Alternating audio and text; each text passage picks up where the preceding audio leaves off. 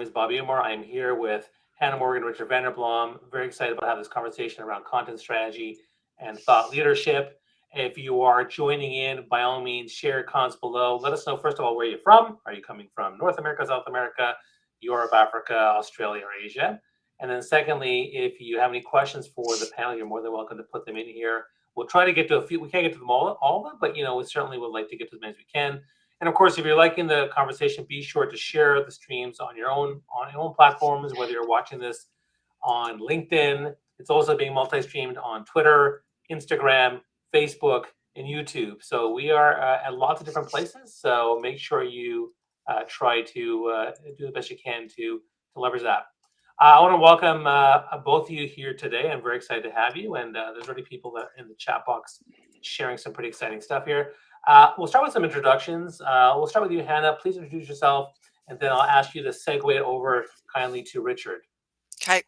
I'm Hannah Morgan. I'm also known as Career Sherpa, and I have been helping people understand how to look for work better. I've been in all parts of the job search process. I've been a recruiter, I've been a hiring manager, I've been in HR, and I've worked for an outplacement consulting firm. So what I love doing is helping people understand this process so that they can make better decisions and get a job faster. And Richard, over to you, sir. So my name is Richard Vanderblom. I'm from the Netherlands, currently living in Spain. I have been using LinkedIn since 2005, started my own agency in 2009, and I provide LinkedIn consultancy and training to mid-size and corporate-size companies.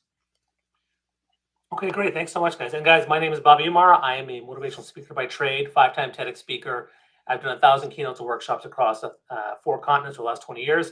Now my primary goal is to help people land a TEDx talk, to elevate their personal brand and build their thought leadership. But I am also the founder of the TLB Club, which is a membership community that runs these monthly live streams. We also do weekly Zoom calls, and you're more than welcome to come by to check it out and see what we're all about. With that, let's get into the question. The topic today is content strategy for thought leaders. I guess I'll start with the first question, which is pretty obvious.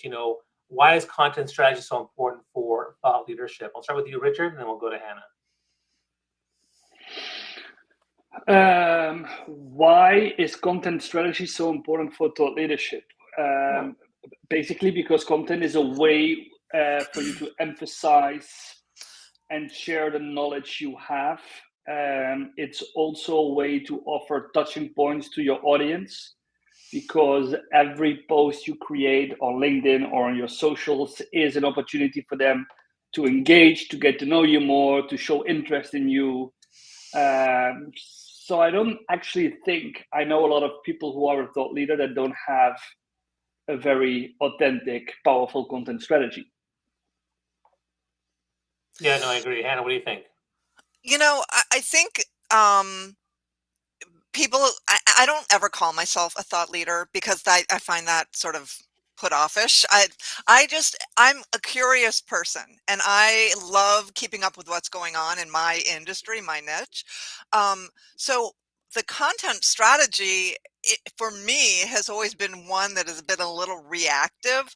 What's happening because I'm in career job search stuff, what's happening in the marketplace, and what are people saying about that, and what can we do to be better at managing this process? So having content that is addressing the struggles, the challenges, the needs of my audience is what it's all about. So it's being in tune with what they need when they need it.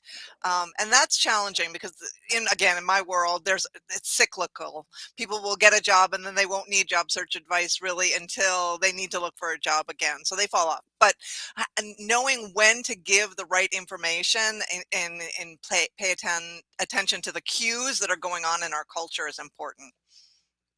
Yeah, I think for me, thought leaders out there are sharing content and they're driving the conversation. So, they are either speaking on stages or they're writing books or journals or articles. They're also creating content. So for me, the books, the journals, the content, and even doing videos on LinkedIn and whatnot, that's all part of the thought leadership aspect. So for me, that's why it's so important. And again, like even though I have questions for you guys, you're more than welcome to just pipe in and share your thoughts, and it's totally fine to interject or even disagree, which that'd be kind of a fun conversation to disagree on things. I would love to learn a bit more, and people are already commenting and sharing. Make sure you follow Richard and Hannah on LinkedIn, along with any other platforms they have. But people are already engaging in the comments, which is great. I would love to kind of understand a little bit about your content strategy over the years, because I know that like Richard talked about how he first started joining LinkedIn, then he launched his agency. Are there certain things where your content strategy has changed or evolved over the years? Maybe we'll go with you, Hannah, first, and we'll go to Yeah. Richard. My content strategy absolutely has changed over the years. So I go so far back that all that was available to us was blogging at the time. There wasn't really, and then came Twitter, and then absolutely, and LinkedIn wasn't even really for content back when I started. So the the change really was, how do I take the content that is on my blog and put it into LinkedIn? And back in the day when I first started, it was just really giving a summary of the article and putting in the link, because that's what LinkedIn wanted. That's what we did. But and then we would promote speaking engagements that were in person in other parts of the world and other parts of the country. So it was such a different world. Like, people had to buy tickets, so you had to include that link to the ticket. And so it's been fun to see. It's a little overwhelming at times, but where we are today is so different from where we were when I first started out, given all of the advancements that LinkedIn has made with these lives. And there are just so many different platforms that people can be active on and can have content on. So it's knowing where you want to be and maximizing your time there, because you can't spread yourself across everything.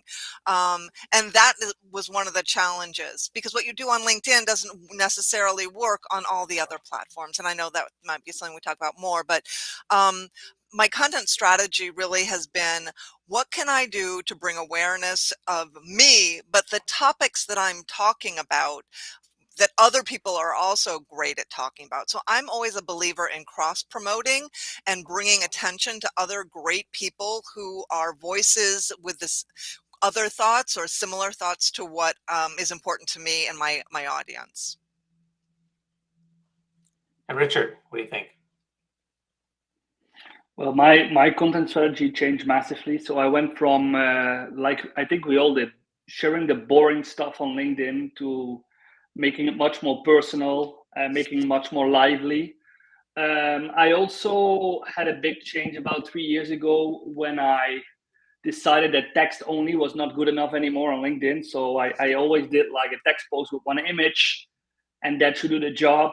It was a time that the carousel post emerged. We saw more videos coming, and I realized that what I used to think to be true, that only the content itself matters, is not entirely true. It's also the way how you wrap it, how intriguing, how interesting you make it, that also really can strengthen the message.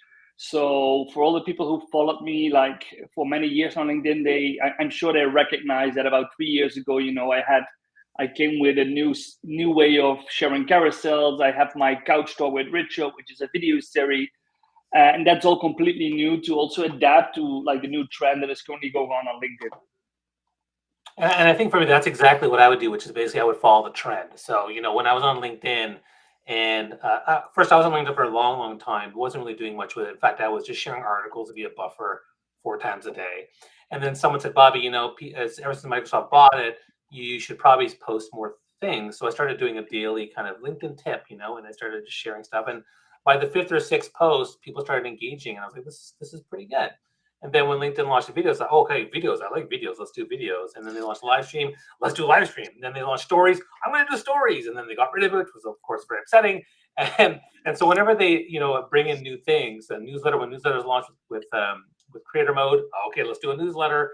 So I typically will follow the trend, because typically what happens is platforms like LinkedIn and others will put a lot of energy behind it. And so I usually try to follow that. But the same time, I think what I've evolved to understand is that you got to play to your strengths and don't worry about your weaknesses. So like I know like Richard's algorithm report, which everyone loves. Brenda Miller just said we love Richard's algorithm report. I mean, it talked about how great carousel posts were, and for the love of my life, I would try them and they would never work, and it took so much time, and I was like, I don't want to do this anymore. So I typically don't do them very often because it doesn't play to my strengths.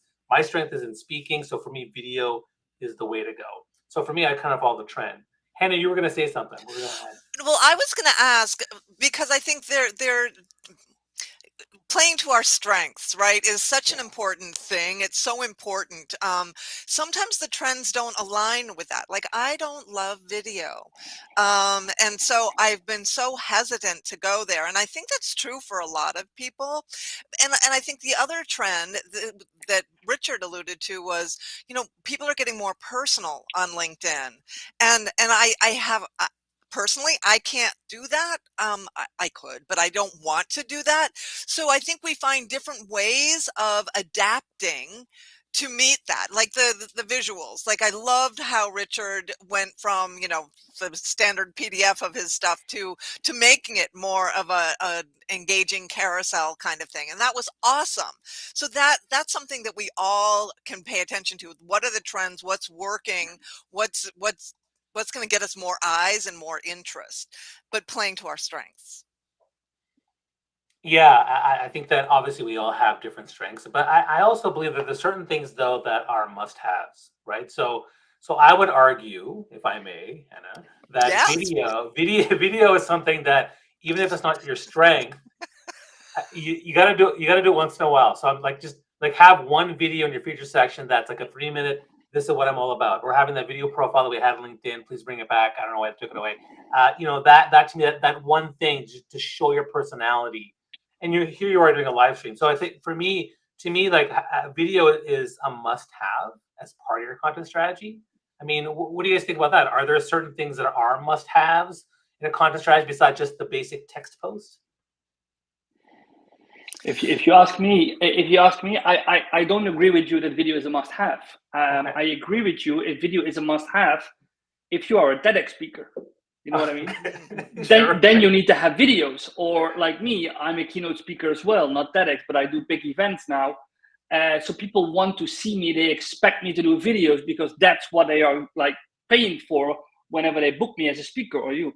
But there are so many thought leaders who never will be on stage, okay? And they don't need video. They just need to make sure that they get their message across in a way that is authentic, in a way that resonates with their audience.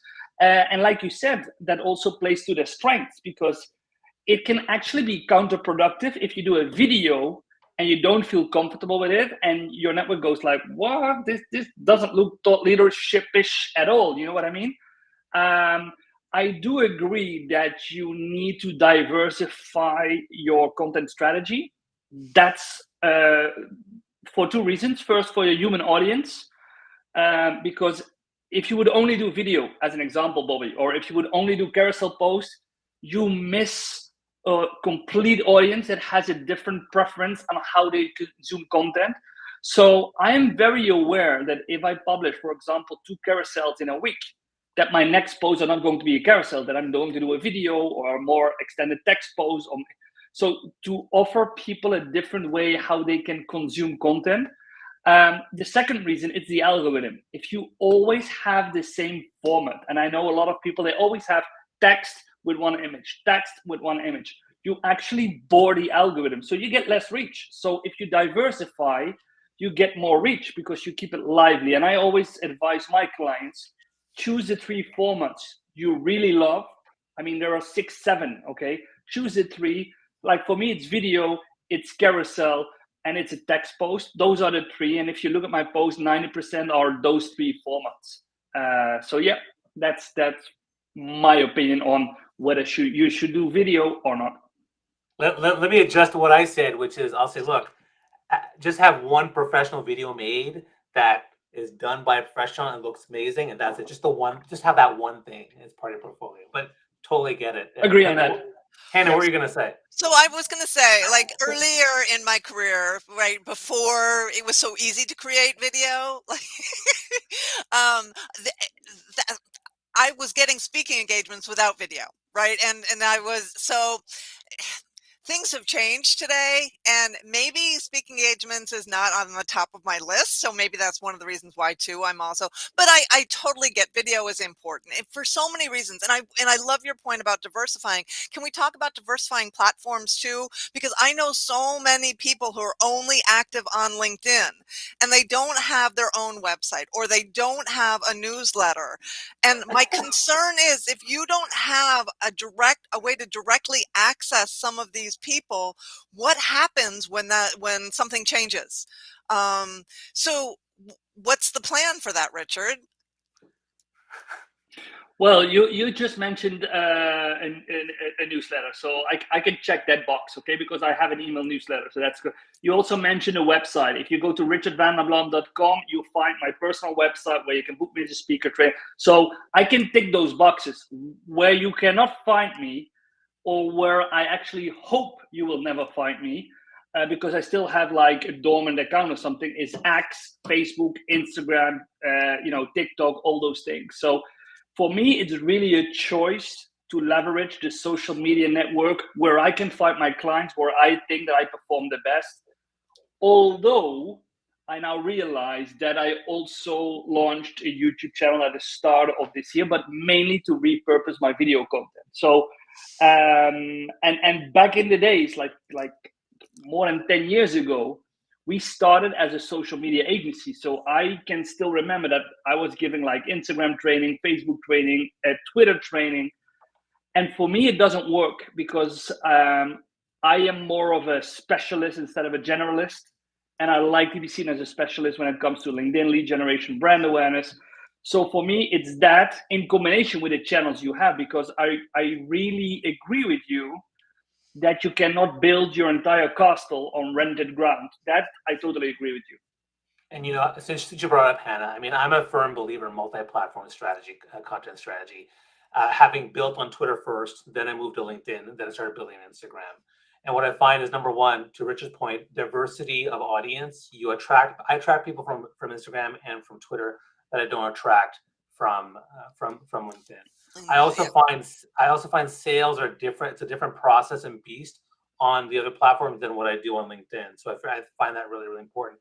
When you think about the big thought leaders out there like Gary Vaynerchuk or Bernie Brown or Simon Sinek, I mean, they're not just on one platform, they're on multi-platform. So as part of thought leadership, you have to think about those things in terms of doing. Now, one of the things I will say is that LinkedIn is my primary platform from which I then repurpose on the other ones, right? So the videos I make are for LinkedIn first, then I put them in the other platforms. And then and the other thing I'll say is that for a lot of platforms, the ones that I don't spend time on, like Pinterest and Tumblr, what I've done is I've set up accounts on everything, and then I say, here's where my website is, here's where you can find me, and this is where I post stuff. And that's a great way to actually have presence. And then people, because so the other day I went to Pinterest the other day. I said, wow, I have 1,000 followers. This is great. I had no idea. And so I do that on purpose because I know that people will find you wherever you might be. So I think that's a big part of strategy should be. But I think for me, 80% of my time is LinkedIn, and then for my primary, and then the other 20% I spend on the other platforms. You mentioned repurposing content, and I think that that's a skill that thought leaders have, right? How can I make this, and whether it's the same, like I published an article, last month, how can I refresh this, repurpose this so it reaches a different audience or it reaches people it didn't reach the first time, whether that be on LinkedIn or Twitter or Instagram, wherever. So that's, I think, one of the qualities of a good thought leader is how can I make this more digestible for a different audience or for my audience. There's so many skills that are going into this. Like you have to be a marketer, you have to understand LinkedIn algorithms. There's so much you need to know to be successful. And I want to thank people for being part of the conversation. There's lots of people on the group here, lots of people listening in, and we're getting a bunch of questions. So here's a question that came up. What do you think about producing videos with the help and support of AI? What's your general opinion on using AI tools on LinkedIn, like Taplio or the other ones? Richard, what do you think? Yeah, it's an easy question with, in my opinion, a not so easy answer, because if people say content creation AI, it can mean like really completely different things. So people who trust AI to create their entire content, publish the content directly from AI, I think that's really a very bad idea, because even though probably people are getting much more clever in how to prompt AI, never underestimate your human audience. I can tell from a mile off if a comment is made by AI or if a post is written by AI. And actually, I am sending one-on-one messages to people in my network whose content I really loved before. And now I see the content all starts the same. It's all boring. And I'm sending a message one-on-one like, hey, just to have it cleared. And I copy the post one-on-one. I don't do this in public. I copy the post and say, did you write this with AI? Because it's not you. It's not engaging. And they all go like, yeah, I'm trying and I'm having a pilot with a new tool. But please don't underestimate your audience, because I have been on LinkedIn for so many years publishing that people will notice if I turn to AI to create my entire content. Do I think that AI can be helpful for my content creation process? Yes, of course. And I use AI. For example, I'm not a native English speaker. So I use AI to like correct grammar, correct style. I also use AI to brainstorm with me on writing better hooks, on writing better endings, on changing the body of the content that I send and make it more attractive. Of course, I use AI. And then you have tools. It's funny because I think the question just mentioned Taplio, and that's also not a very easy answer. Why? Because Taplio on one side, they have an amazing engagement module, which actually makes it very easy for me to create a list of, for example, 40 preferred content creators. And instead of losing a bunch of time to go to the individual profile, see if they publish, I have a list that chronologically shows me all the posts of the last day. So I can really dive in and be very effective in commenting on the accounts or the creators that for me have the most value. But also Taplio has a module where you can do automated outreach, where you can do automated comments. And I stay as far as possible away from that module. So, there is no, in my opinion, there's no definition of AI and LinkedIn. There are so many like different ways how you can use AI, and some really will help you to grow on LinkedIn, and some really can destroy your reputation. So that's the dual part of AI. Well, I think the general idea of technology, though, is you have to do it responsibly. So whether I use a technology tool to, for example, I'll give you a simple example: teleprompter. It's an app where you can have your words written on the screen and you record a video. Now, some people are using it, but they're doing it poorly. They're like, "This is my video. Here's what I have to say." It's like if you can't use it properly, it's going to fall apart. Similarly, AI or even video tools, if you can't use them properly, or even a slider. If I put together a slider, it just looks like crap. Like, what's the point of that? I saw an AI tool for carousel posts, and I looked at it and said, okay, well, I'm not sure I want to do this. I mean, for me, AI too, I'm the same way. I test and feed. I try to find the right hooks. I massage and manipulate it, and then I edit it in my own voice to make sure it makes sense for me. But you have to be very, very careful in terms of how you do that. So Well, go ahead. there are AI tool, like there's an AI tool that can take this video, right, and create mini segments of this video that you could then cross post. So when we talk about AI, there's so many different ways in which we use it, and it can be used without it being the fake content creator.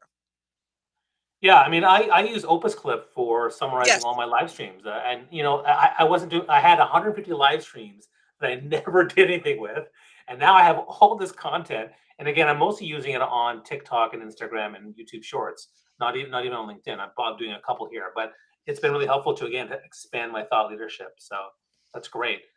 Some more questions here coming up. This is for you, Hannah. How from Lynn Williams? How long does it take you to put together your summary Sunday? So thank you for asking that, Lynn.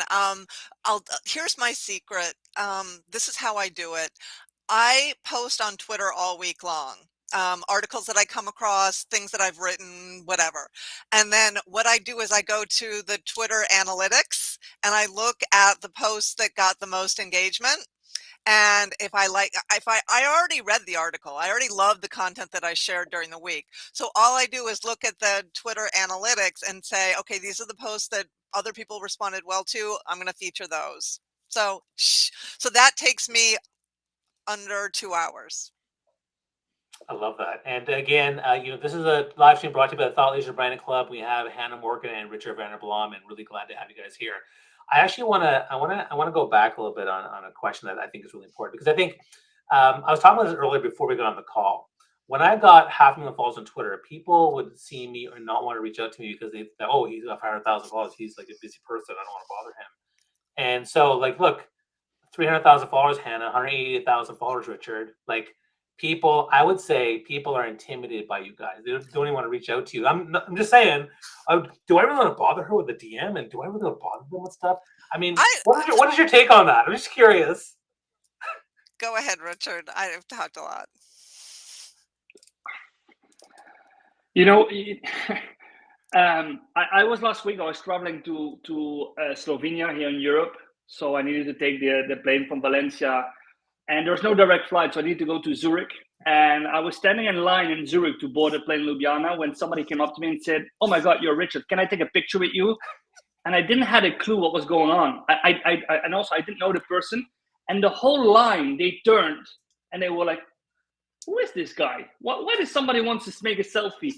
And this guy said, "I'm a huge fan of you. I follow you on LinkedIn. Unbelievable. I see you here in Zurich. I wish you the best." And he took off with his selfie. And I was like, wow, this is like, but in general, I see a lot of people actually growing now on LinkedIn. So when I think about 3 years ago, when I saw someone with 100,000 plus followers, I was like, wow, this is a big shot. This is something that like unreachable. And now, I don't know, I'm on 180. I have a lot of people in my network that have even more, like Hannah, for example. I still get a lot of DMs, Bobby, where people say, "Can you do an analysis of my profile and also draw my content?" It's unbelievable. So it's actually, yes, I do think that some people don't want to bother me because they think I will not respond. And the people who send me genuine questions, and I hope not too many people are listening now, but I have one basic rule that is, if someone reaches out to me with a good question, genuine interest, I will always respond. Not within 24 hours, but I will always come back to you and say, "Hey, I saw your question on this and this. This is my answer." Okay. But just to, I think, protect myself, I've stopped responding to all incoming messages because some of them, they don't make sense. People from all over the world saying, "Can you do this for me? Can you help this? Can you send me money?" Because you like all those crazy things that also happen when people see that you have a big reach. So it's things from both worlds. Yeah. I still am just a little person in my mind, right? So I respond to all of my own comments on my posts. I'm just me. And I remember that first time someone came up to me and said, "Oh my gosh, aren't you Hannah Morgan?" I'm like, "Yeah, why?" But that's not who I am. I'm just a regular person like anybody else out there trying to figure stuff out, right? So I'll share a little story too, which is I was at a rock concert and some guy saw me. "Hey, Bobby, I follow you on Twitter." "Oh, okay." And he wanted to get a selfie. And my 13-year-old daughter, who would love Olivia Rodrigo, rolled her eyes at the idea that her dad is this guy he doesn't want to selfie with. But the other thing I'll share with you is way back in the early social media days when I really didn't have anything. I went to a social media a bar for like a gathering.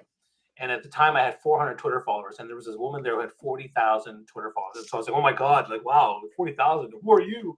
And I walked up to her and I had a conversation, but I was actually trepidatious. But she told me something that was really, really insightful. And I say that to everybody. Every single social media person started at zero. And, there are the few who let it get to their head, but most of us are pretty grounded. So I think that's an important piece to understand.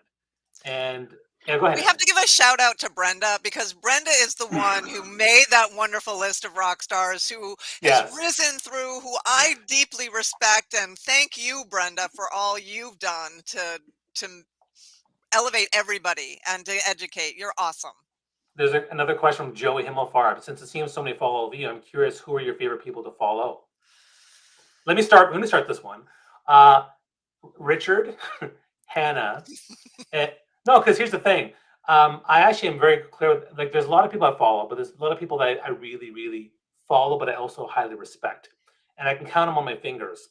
Richard, Hannah, John Asperian, Richard Moore, Brenda Miller. That's my top 5 right there.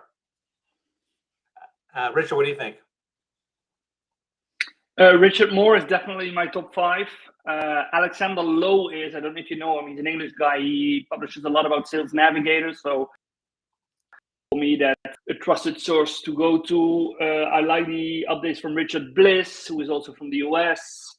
I like Jasmine Alich, because he's really good at what he does when it comes to copywriting. And well, you mentioned also John Asperian, who also has very insightful posts. And also Kevin Turner. Kevin Turner's Oh on yeah, my list. right, Yeah. Kevin. Good job. Yeah, Kevin Turner's on my list. I'm going to add some people that probably won't mean a lot to other people, but I love Marie Zimenoff. With Marie, Career sure. Thought Leaders Get is there. awesome. She does such a great job and is in a lot of different ways helping. Lisa Rangel is somebody in the career space that I deeply, deeply respect. There's so many really talented people, Adrian Tom, that are in the career space. But here's the thing, and I think it's important. It's not important who we follow, it's why we're following them. And in my world, I follow people who are sharing great content, who understand the career space, because those are the people that I respect and value, right? To just follow random people, like if you can follow John Asperian or any of these other people, but if they're not talking about things that are important to you, then it doesn't serve you well. You can use them as an example of, okay, this is how they're posting and what they're posting about. But you have to have a reason to want to follow these people. Yeah, I mean, there's probably a real estate guru out there that talks real estate. I don't really care, but I'm Right. sure people love that person. And shout out to Marie Zinnemanoff, who's also one of the members of the Thought Leadership Brand Club. And again, if you want to learn about Thought Leadership Brand Club, go to our company page. You're following the stream. You can check out. We actually have a Zoom call at 4 p.m. this Thursday with Dan Mott talking about lead generation. So it's going to be a really good conversation. Going back to your, I'm here in your content strategy journey. Was there a point, I mean, as you've grown to where you are, was there a point where you felt, oh, you know what, hey, I'm onto something here? Like you had this like, kind of aha or epiphany, like, okay, you know what, like this post went well, or I got my first sale, or something's really working here. Like, can you maybe go back to when you felt that was happening for you? Me or Hannah? Hannah first, and we'll go to Richard. No, I can't. I don't know. I'm too humble. I don't really remember. The only thing that I remember was when LinkedIn approached me and said, "Oh, we're going to make you a top voice for job search and careers." I'm like, Sure. "What? Why Yeah. would you do that? Like, I don't understand." So that was when I thought, "Oh, I guess," and that's where, quite honestly, a lot of my followers came from there. So there was that moment, right? That Sure. I didn't do it, somebody else did it, but it happened and it was great. Now, I'll share mine first before Richard. So I was on Twitter, and then I was 6 months into Twitter. I had 5,000 followers, and then I got approached by an autism organization saying, "Bobby, we love what you talk about in terms of leadership and connection and things like that. Can you come in and do a training for us?" I'm like, "Sure." And I was like, "Wow, they hired me right off of Twitter. This is amazing." And so that to me is like, "Wow, okay, this social media thing, this content thing can really work." And so that was a really big moment for me, and that was early in my speaking career. Cool. Richard, what about you? Yeah, so I will never become a LinkedIn top voice because I'm too critical on the platform, and it seems that they don't like that too much. Because, I think my reach really took off when I started to publish more and more on how to use the platform, which eventually became like the algorithm report. We started with that in 2019, 5 years ago, and that for me, the first thing or the first time we published that, it wasn't something that I was thinking of redoing every year. But then the next year, people kept asking, like, are you going to do it again this year? Because we see a lot of differences, a lot of changes. And I think, I don't know for sure, but I think 90% of the people on LinkedIn, they are following me probably because they just want to be informed about the algorithm. So it's not that I am that of an interesting person. It's just that they want to have the latest updates from, no, I'm true, Hannah, and it's fine with me. It also made me aware of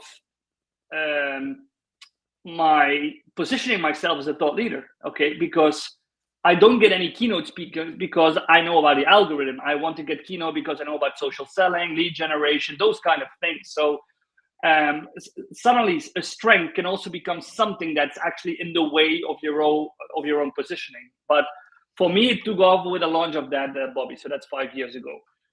Yeah, and I would say that look, this year I got LinkedIn Top Voice, which really took me by surprise. Because to your point, I am very critical of LinkedIn about lots of things. I think the difference from what I've seen in the group that I'm part of now is that none of them are LinkedIn experts per se. So they're not so like I love you and I love Kevin Turner, but your primary things you talk about LinkedIn.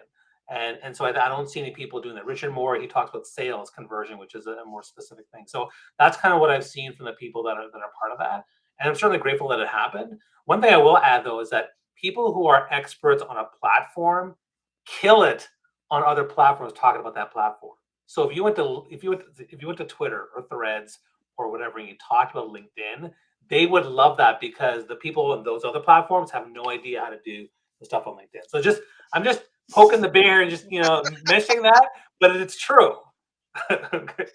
Well, and I think one of the other things that thought leaders do is they look to surround themselves with other great people. So whether they create their own mini mastermind group or something else, like they surround themselves with really good people, and they meet offline or some other format to share ideas and to brainstorm and to do collaborative work, and that to me I think was one of the greatest things that I learned early in my career doing this, is that surround yourself with great people and you'll be set. I love that. That's great. Yeah. I have another question for you guys, which is, in your current content strategy, is there anything that you struggle with still with your current content strategy? I mean, I think because I'm really big on authenticity and vulnerability, and now with the personal storytelling on LinkedIn, I love that because for me it fits with who I am. But I understand some people want to do less. But that said, I think it's really good to show people that we still struggle. So I'm curious if you guys can share. Is there anything you particularly, because people think you guys are amazing content creators, but is there anything you struggle with when it comes to your content creation or strategy? Let's go to Richard first. Well, for me, I think the biggest thing is trying to be consistent. And I'm probably a victim of my own strategy because I don't know, but 2 years ago, I promised myself that I'm going to publish 5 or 6 times a week, and that my content needs to be authentic. It needs to be very valuable, and it's sometimes it's very difficult to every time find a new hook or a new angle or new knowledge or new tips to share, because sometimes I really think like I've shared it all. I've done all my tips, and what am I going to do? So sometimes I repurpose content. That's a way, or I co-create with other people because they give you another insight. But I would lie if I say that I very easily create 5, 6 unique posts every week. So I think consistency is still a challenge. Can I agree with that? Because back in my earlier days, I would post Monday through Friday every day. I would put something on LinkedIn, and it was all important. Don't get me wrong; it wasn't fluff stuff. I was really putting stuff on there. And for the past 3 years, I've had a lot of weird stuff going on in my life. So for the past 3 years, I'm lucky if I do 2 posts a week. And sometimes I don't even do that. So I agree. Being consistent, whatever that consistency looks like for you. I mean, I loved it when I posted 5 times a week. It was easy for me to do. I can't do that today. I just don't have the same bandwidth. And plus there's the commenting that becomes important, and then responding to comments and reaching out and being, responding to other people's posts that they've posted. So there's a lot more that I'm doing that takes more time, that zaps some of my creativity. I think for me, the hardest part of content strategy currently for me is the mental well-being piece because one is, having become LinkedIn top voice, I'm feeling a compelling need to post, as well as I feel weird when I critique LinkedIn. So I'm a little bit nervous about that. Getting notifications, responding to comments, all that kind of stuff, your mind kind of goes in different places. So I turn off the phone or I turn off my notifications and trying to find that balance because one of the things I'm trying to do purposely is I'm trying not to go to LinkedIn every day. Like there are people who are here every single day, and I just personally don't think that's healthy for me or anyone else. And I know people might disagree with me, but I'm like, you know what? I'm purposely going to not go on LinkedIn at least 2 or 3 days a week. On days when I'm purposely commenting and posting, sure, I'm there. But I just want to take a break because I just think it's just a lot. And so for me, the mental well-being piece is, I think, hard. I mean, do you guys ever? I mean, how do you feel about that in terms of the mental wellness? How do you keep your how do you avoid burnout? Like, I'm curious what you guys do about that. Well, I'm obviously not very good at avoiding burnout because I have had to. So, and the life work balance, I like to call it life work and not work life balance, because life should be the first one to mention. But life work balance, I think, and I also see it around me. A lot of people struggle with finding the balance, including myself. And after the first burnout, I said, like, this is never going to happen to me again, because now I know, all the rules of the game. It happened again. The only thing is, I felt it coming. I just let it happen. I recovered from it more quickly because I went through it. But, I'm still not there that I can say I find a balance. And actually, promising myself to be active on LinkedIn 6 days a week probably is not the best way to prevent like a mental burnout from LinkedIn, because when we discussed the large followers, and I don't know if Hannah has the same, but I can simply not keep up with all the notifications I get. It's impossible. I get literally 1,000 a day, mentions, responses, comments, notifications from LinkedIn. And still every day I get 3 or 4 messages one-on-one from people say, I mentioned you this morning in my post and you didn't comment. And I go like, I didn't saw it. How do you think I can keep up with that?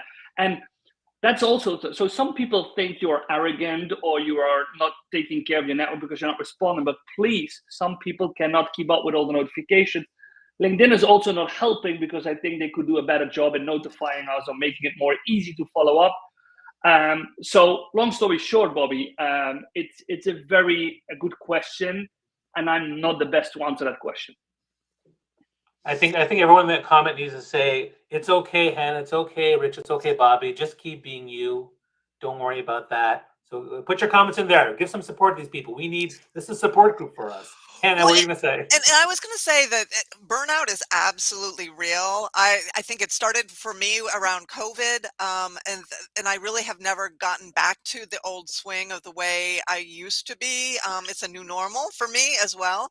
But I started taking Fridays off, and I think that was a great thing for me. So I don't check email. I don't check social. I'm not on Fridays, and I just giving that 1 day break, I think, gives me the longer weekend, a little bit more time for myself and family and stuff that's going on. So that's I'm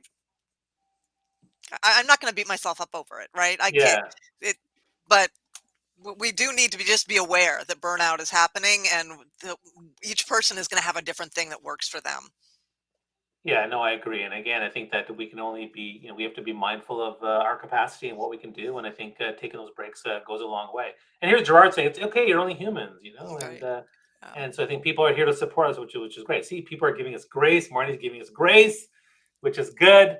Now, before we get to the end of this thing, because we only have a few more minutes left, I wanted to ask you about some particular strategies. I mean, like, obviously a lot of people don't do content. So like, I think last time Richard mentioned the algorithm report, there was such a large percentage of people who don't create content. Now, sometimes I'll say, well, why don't just do commenting and things like that. But when it comes to just getting started, I mean, what would be your best advice for someone to just really just get started on putting content out there? Hannah, we'll start with you, then we'll go to Richard. I think it depends on what your occupation is and but usually if there are questions that people always ask you, right? What's the best way to job search? What's the best thing to post on LinkedIn? Whatever. That question that more and more people are asking you that usually makes a good post, an answer for that. So frequently asked questions. Or if there was a post that you made and there were a lot of questions after that, maybe a follow-up to your initial post. A day in your life, always sounds weird, but people like to understand who you are and how you act as a human being and how you schedule your life. I'm sure Richard has a huge, long list of content ideas. Here's my little post-it note. I'm gonna hope nobody reads it, but I have a post-it note on my wall with these are the things that I'm going to post about this week. Not very scientific. What about you, Richard? Yeah, sorry to disappoint Johanna. I don't have a long content list. I actually don't have a content calendar. I work very impulsive, and what I think, I can literally block tomorrow morning 2 hours and say tomorrow morning I'm going to write content, and really nothing comes out of my head. It's like I'm blocked, okay? And I can be busy doing the most impossible things, and then suddenly I get this brainwave and I say, I need to write about this.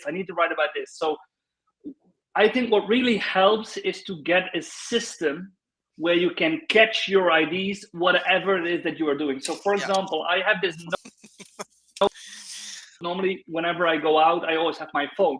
So if I'm walking my dog, yeah, exactly. So if I'm walking my dog and I get this brainwave, the only thing I do, I just talk to myself. I just speak about the title, save it, that's it. Or whenever I'm in my car, I have this app, I turn it on, I speak, this is my ID. And then once I feel ready for it, I go to this voice apps. I also have another app, but I check those resources that I created myself, and then I start writing. And also a very good thing is that my content process is never that I write from scratch to the end and publish it in the same moment. So first I catch my ideas, then I start writing my drafts, then I leave my drafts for another 1 or 2 days, and then I look again at it, and then I publish it. But in the process, I always have 5 to 7 posts that at any minute could go live. So that's a bit of my content process. Can I ask you a question, Richard? I'm sorry. Where do you do your drafts? Do you do those in Google Docs or some other platform? No, I use Autodop. Autodop is a tool that I use and that I find very helpful to save my drafts, because it's also the place where I normally write and publish my posts. I'll tell you my process. I'm also very impulsive. And now I have a weekly events post that I do but it's either Sunday, Monday, Tuesday. It depends on what I'm feeling. But typically, I just think of something. I have thousands of ideas in my head. I've done thousands of tweets and thousands of videos. I've done thousands of stuff. So, a lot of times there's people who repurpose content. I'm just doing the same content again and again, but I refresh. I do a new video, and usually my ideas come in the shower. So I'm in the shower and I think, okay, what do I want to talk about today? Okay, I'll have to do that, and then I have in my head. I go over here. My tripod's back there. I then just record it and I just post it, and that's kind of what I would do. And I'm really trying to be mindful of not worrying so much about the engagement and the likes and the comments. It's just I'll put it out there. If people engage, great. If they don't worry about it. I'm just trying to provide value for folks, and that's kind of my part. Yeah, and there's another important thing that I really want to share with the listeners or the viewers, and that's it's our human nature that if you get 90 comments and you get 80 positive comments and you get 6 negative comments, that we trend to look at only the negative and feel very bad about our posts, about our reactions. I am 100% a guy like that. I can really get 200 comments, say great algorithm research, great work, and one saying nah, it's bullshit, it's impossible, and I go crazy about a negative comment. I really needed to reprogram myself and go nah, don't pay any attention. If he does it with me, he does it with other people, and that's just the style of those people. So if you start publishing content on LinkedIn, it's very important. Focus on the positive energy and don't let the negative energy drain you, because there's a lot of that going on currently on LinkedIn. Don't feed the trolls. Don't feed the trolls. Well, and that's a shout out to the people who are doing some very, very provocative content. Like Liz Libo, for example, she's a LinkedIn influencer, and she talks about social justice and about promoting Black women. And but one of the things that happens with her posts, because they're always very provocative and social justice, she gets a lot of negative comments. And so what happens is it takes a lot of emotional toll, which she's talked about. And so I think it takes a lot of courage to do that, because there is a lot of weight behind that. I mean, when I don't do very many political or social justice posts, but I do them. I mean, the first one I ever did on LinkedIn was around George Floyd, and there were definitely people saying really, really crappy things. But in that case, I wanted to engage them publicly, because I was like, this is an important thing, and you should know about this. But yeah, but I think, again, to Richard's point, yeah, we definitely get caught up with the negative comments, and why do you think that way? What's going on? What's the feedback? I'm curious. And so Exactly. we have to be mindful of that for sure. All right. Well, listen, this has been a great conversation. And again, there's so many people still listening into this thing, which is awesome. I wanted to at least give you guys a chance to share a bit about your work, or maybe promote yourself. So, Hannah, how can people follow you? How can they support you? Let us know. Yeah, so Lynn Williams mentioned my Summary Sunday, which is my newsletter, which I send out once a week. And it is for those people that are interested in job search related tips, or the voices that are talking about job search. My Summary Sunday is, I should throw a link in there somewhere, but I'll find a link. Oh, I don't know where to find it. I'll send it to you. Summary Sunday is on my website, careersherpa.net. You can subscribe there. But I hope you follow me, but I want them to follow Richard and you too, Bobby, because you guys are doing wonderful work. Well, thanks. Richard, tell everyone how they can follow you and how they can support you. Yeah, so I guess it's not a secret that my main channel is LinkedIn. So for those who are not following me yet, feel free to follow me. Like Hannah, I have an email newsletter, which I send out twice a month. It's on how to use LinkedIn for business growth. So whether it's to increase your visibility or leads, or basically how to use LinkedIn to its fullest potential for you as an entrepreneur or salesperson or marketer.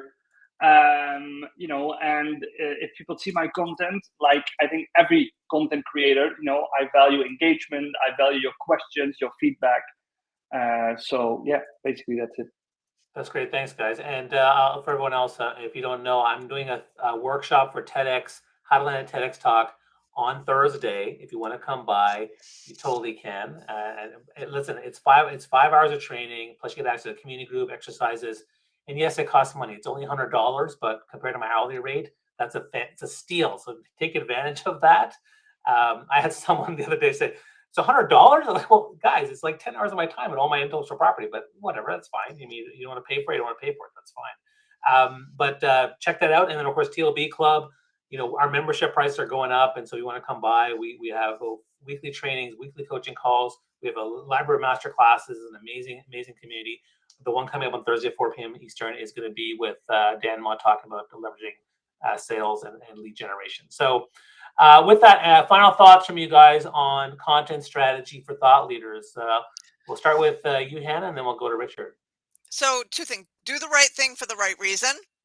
Right? We're here to Yep. help one another. So do the right thing for the right reason, and just celebrate your wins, because when they happen, they're important, and don't overlook them. Awesome. Richard. For me, it's a very short one. As a real thought leader, you should support other people to also stand out on LinkedIn and to also become a thought leader in the future. Oh, you kind of stole what I was going to say, which is the best thought leaders are the ones who build and support community. And what happens is, a thought leader will have a community here. They may have a community on Twitter or other platforms. But a big part of it is supporting those communities. Like, what are you doing to support that community and the ones that you're a part of? And I think that, to me, is a big part of thought leadership, because you're basically sharing conversations, you're sharing insights, you're supporting people, and you're helping one another grow. Like, one of my big philosophies is that, a rising tide lifts all boats. And so for me, that's kind of how I like to operate with what I'm doing, and I make myself very accessible. And most people know I'm quite responsive to messages. Like Hannah was saying that too. I'm very responsive, because I don't want to have a buildup of unread stuff. So everything was responded to right away, and I have like no notifications on my phone at all. Like it's all completely, they're all taken care of. So with that, if you have more questions for us, feel free to put a question in the feed, tag us, but don't expect us to respond because we don't see everything. Okay, but if you want to, you can certainly engage with questions, share these on your posts, and let folks know what we're up to. Richard and Hannah, thank you so much for your time. We do appreciate it. Make sure you follow these two. They're doing some great stuff. And thank you so much. Everyone else, take care. We'll see you guys next month. We're doing a conversation on building genuine, authentic relationships. And I believe it's going to feature Neeraj Kapoor and Janai Iqbal and Ariel Lee. So that'll be the third. It's always the third, like Tuesday or Wednesday of the month. That's in June. And that's coming up soon. All right. Thanks, everybody. So long. Thank you. Take care.